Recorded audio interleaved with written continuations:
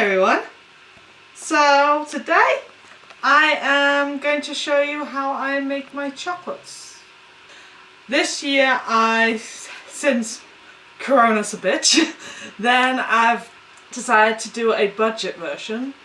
I will have some extra tools that some of you won't have at home, but you just comment if you what you can use instead of that instead. And this will be a step-by-step.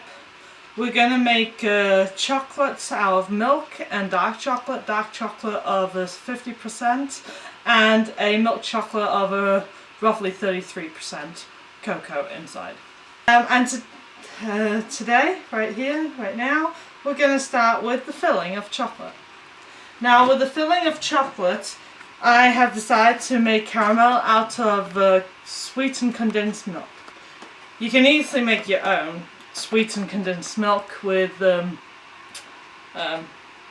do you call it? Very creamy milk. I think it's 3% fat milk or something, and sugar that you boil for a long time, kind of like how you make caramel normally.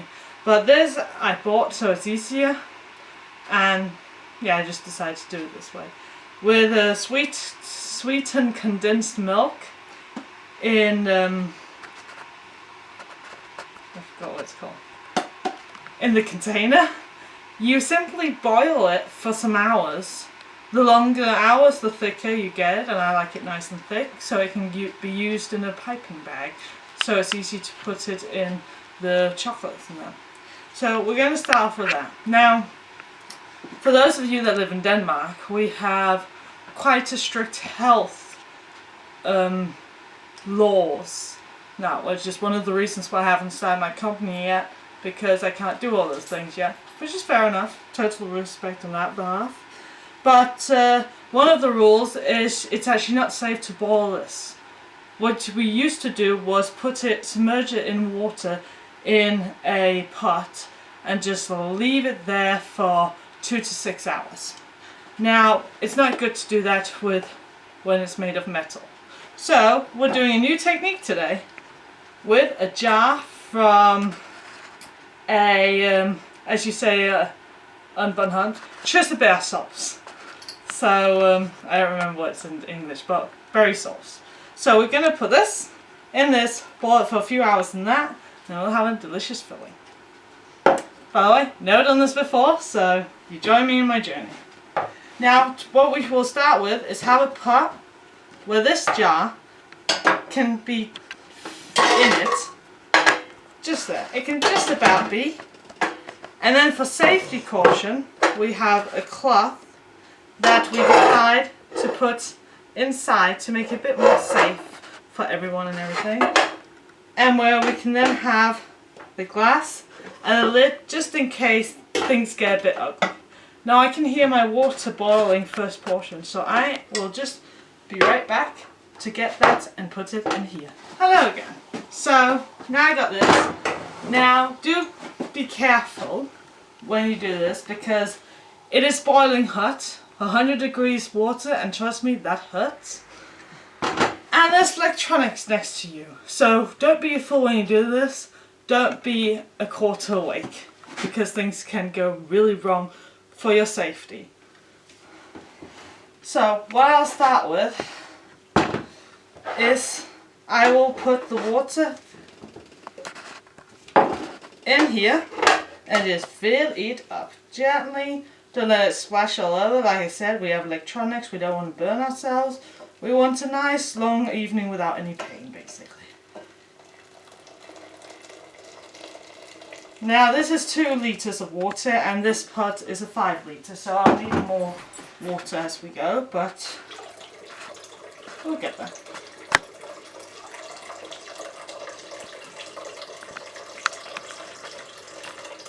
If you need to pee, this is a good time to go.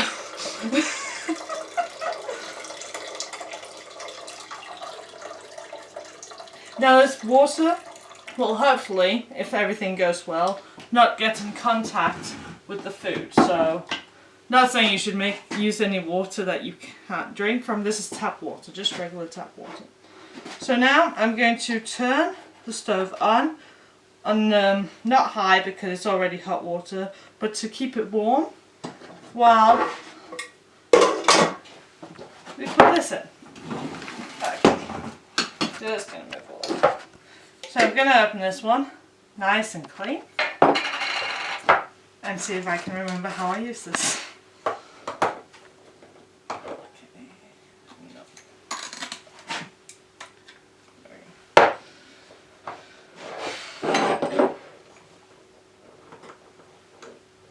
Yep, it's leaking caramel. Now before you start all this, of course remember the rules of cleaning your area. Make sure everything is nice and clean. Wash your hands, put your hair up if you've got long hair, man or woman. Take an apron on to keep your everyday clothes, bacteria away from the food and that, but also to, in case you spill, then it won't ruin your food. Am I going all right? Nope. Yeah. That's coming. Ta-da!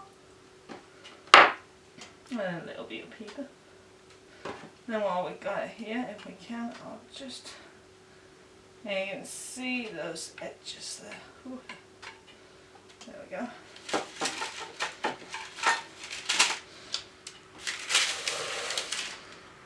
So this is a very simple part of making caramel, because you just pour it up and then boil it for some hours.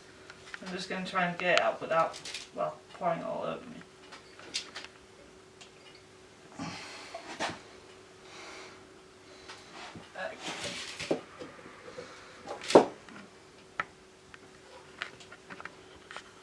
And then you scrape it out.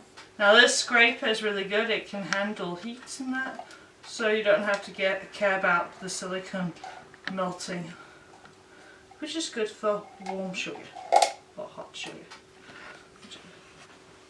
Okay, oops. By the way, the paper I put under is just normal sandwich paper. That's so far the only paper I'm going to use in this.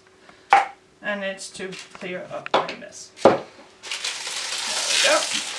Put that over there. Okay, now I got this. It's somewhat ready. There's a bit of caramel on the outside. Doesn't matter. Just make sure that up by the opening the lid goes, that's all clear. Now this is why I cheat and do like this. But then you just always have to remember to wash your aprons. There we go. Let's hope this goes well. Okay. Fingers crossed I'd almost say, but I don't believe in that. So what you do is you put it in the steamy water without it hopefully bursting. Yes, I am kind of afraid right now. It needs to be submerged, so everywhere where the caramel goes, if you come a little closer here, that everywhere where the caramel goes, the water's got filled. So as you can see, I am missing an inch to be safe, or 2 to 3 centimeters. So I will go and boil a little bit more water. I'll be right back.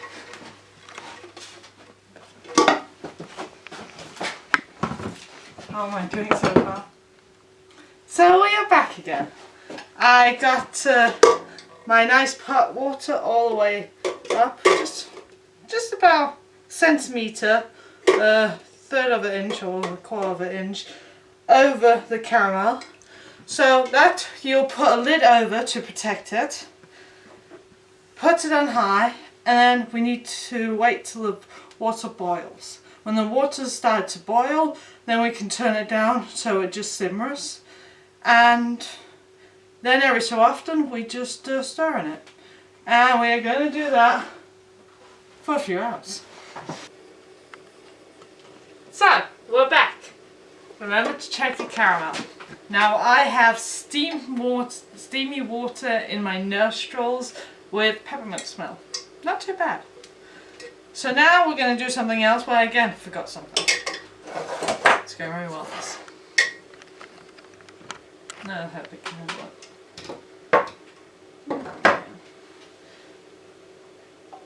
That's hot.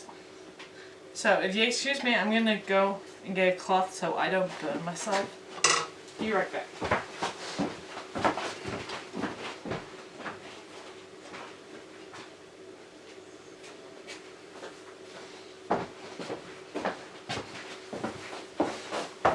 I'm back. I'm the incredible. Oh gosh. Oh, that did not go well. A present from my dad, I think it was. Very nice. I get burntless. No, they are not waterproof.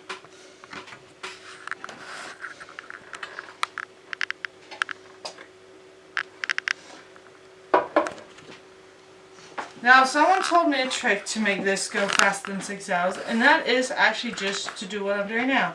Stirring in it every so often.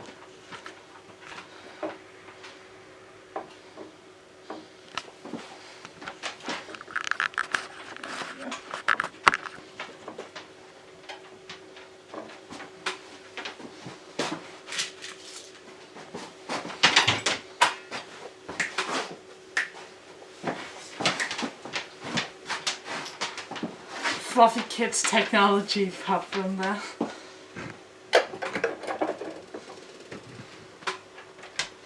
And then we go down, submerge in the water here, and let it cook a little bit more.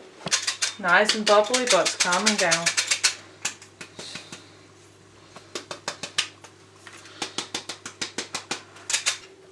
Okay, this has been boiling now for a bit too long.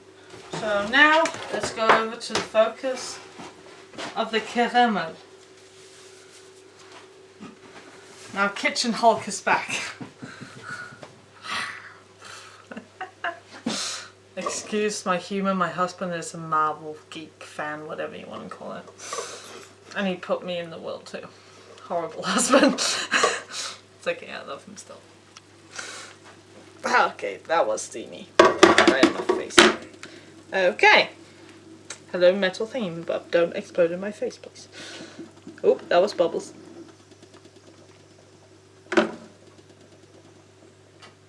Man, I thought one of my other machines won for a second, and I was like, shit, don't do that. Well, it's still, well, caramelly. I'm gonna put you here. Let me remind you, this is hot. It smells ishy.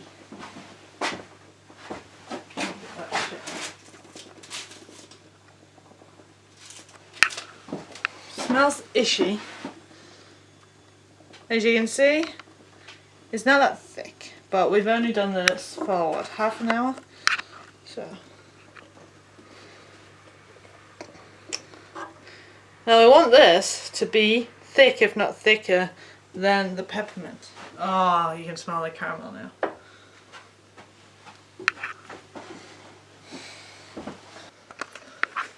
So people, we are back.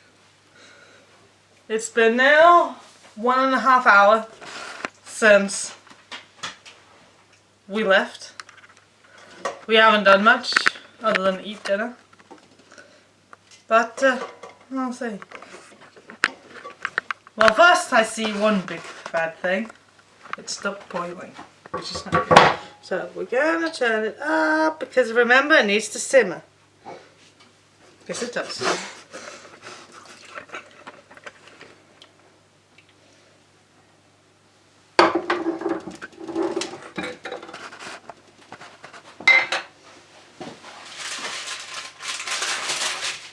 Well, it's definitely sticky. Oh yeah, it's thickening. Wow. Give it a light look at that. See that beauty? See how it's thickening? That's really good. I really hope we have enough caramel. And just really stir it, really get into that bottom of it. Yes. Look at that, it's definitely thickening a lot more now. So let's check on it in an hour. So And now that I've turned it up from 2 to 3.5, in a little bit we'll check the temperature if it starts to boil. But of course, that you don't need. So, see you on the other side. They're submerged in water. Remember, if the water's starting to run low from dehydration and the heat, pour a bit more in.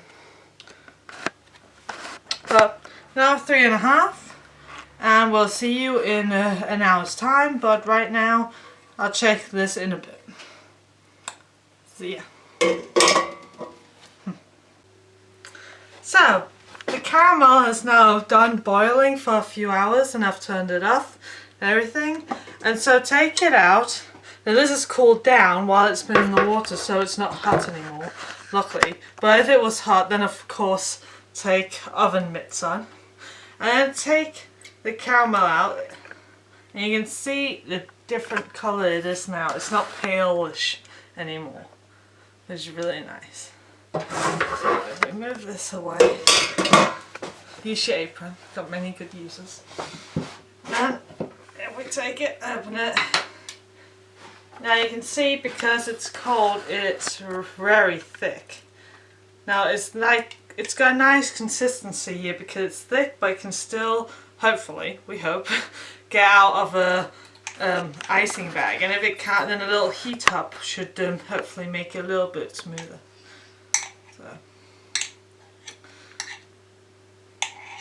as you can see, it is very, very sticky. Now something that everyone that cooks, bakes, makes confetti should enjoy is tasting.